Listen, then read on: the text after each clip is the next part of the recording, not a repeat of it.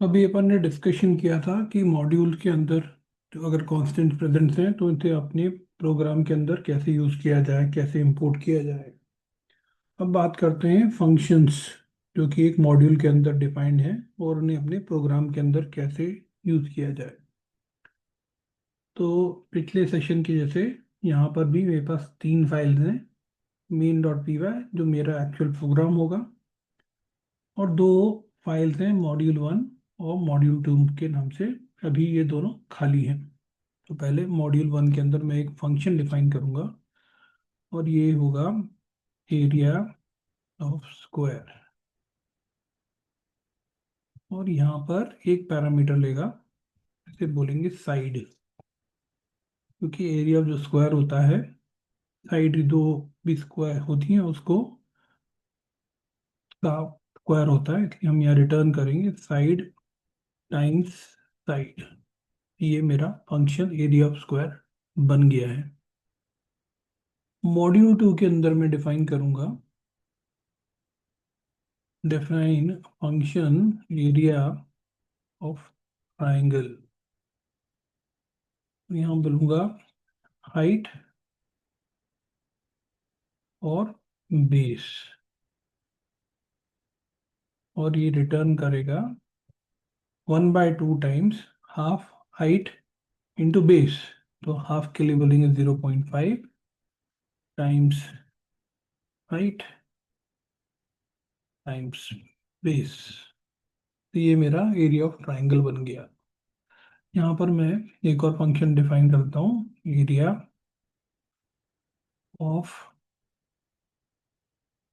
Of circle,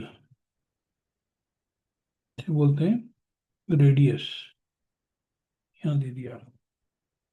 और यहाँ पर अपन करना चाह रहे हैं रिटर्न, जो पाई की वैल्यू है वो 3.14 टाइम्स रेडियस इंटू रेडियस। ये हो गया। तो ये तीन मेरे फंक्शन डिफाइन हो गए हैं। अब main.py में मैं इन्हें इंपोर्ट करने के तरीके बता देता हूँ। पहला तरीका, इंपोर्ट दोनों मॉड्यूल्स को कर लिया जाए। Module one import module to. और फिर अगर मॉड्यूल वन से हमें एरिया ऑफ स्क्वायर को इंपोर्ट करना है तो मॉड्यूल वन को प्रीपेंड करेंगे, उसमें एरिया स्क्वायर लिखेंगे, और पैरेंथेसिस के अंदर जो भी हमें जिस चीज का भी एरिया निकालना है उसको डाल देंगे। फॉर एग्जांपल हमें साइड अगर स्क्वायर की मान के चलनी 5 तो यहाँ डाल देंगे सी, और इसको हम प्रिंट करा लेंगे ऐसे, प्रिंट। ये हो गया।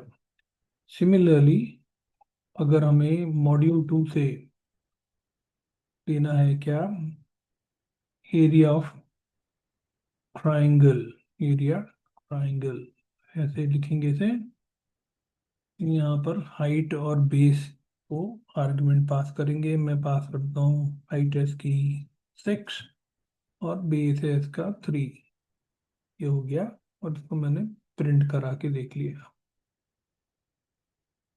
प्रिंट दो। मैं रन करके देख लेता हूँ इसको। ये मेरे दोनों आ गए, राइट। तो 9.0 ध्यान रखिए क्यों आ रहा है, क्योंकि जो एरिया ऑफ ट्राइंगल में हम 6 टाइम्स 3 कर रहे हैं 18, और 18 को डिवाइड कर रहे हैं 0.5 से, तो इंटीजर डिवीजन जो होता है वो फ्लोट का रिजल्ट देता है, इसलिए हमें फ्लोट वैल्यू मिल रही है।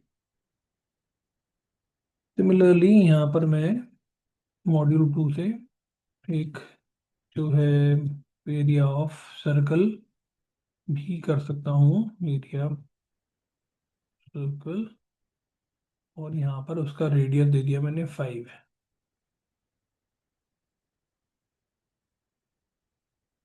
तो इसे रन करेंगे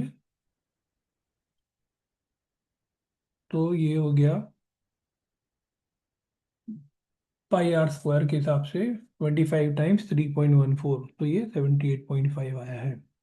ठीक है, तो ये तो तरीका पहला हो गया। दूसरा तरीका एलियस वाला था, एज M1 से इंपोर्ट करें।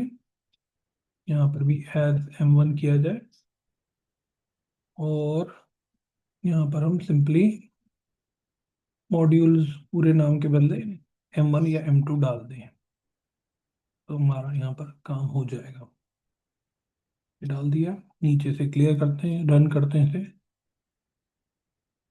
M1 यहाँ पर कुछ तो गड़बड़ हुई है। M1 area square, module 2 has area square.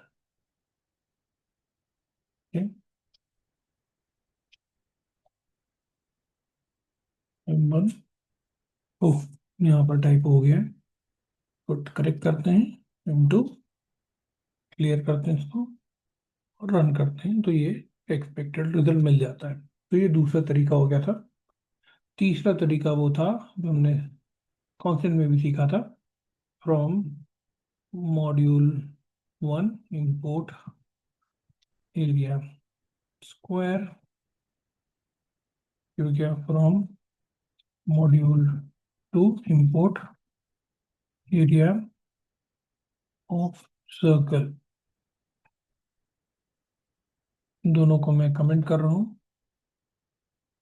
और यहाँ पर ट्राइंगल वाले को क्योंकि अपन ने इंपोर्ट नहीं किया है, तो मैं इसको कमेंट कर रहा हूँ, और यहाँ पर सिंपली M2 को हटा दिया, एरिया ऑफ सर्कल, और यहाँ पर M1 को हटा दिया। ये हमारा रेडी हो गया है। इसे रन करके देखते हैं, और ये एक्सपेक्टेड रिजल्ट मिल जाता है। अगेन प्रिफर्ड तरीका जो है करेक्ट वो है कि मॉड्यूल का नाम प्रीपेंड करें। अगर मॉड्यूल का नाम प्रीपेंड पूरा नहीं करना चाहते तो एलियस जो भी ले रहे हैं उसको प्रीपेंड करके लिखें। इससे ट्रेसिबिलिटी रहती है और पता रहता है कि कौन सा वाला कांस्टेंट या फंक्शन किस मॉड्यूल से आ रहा है।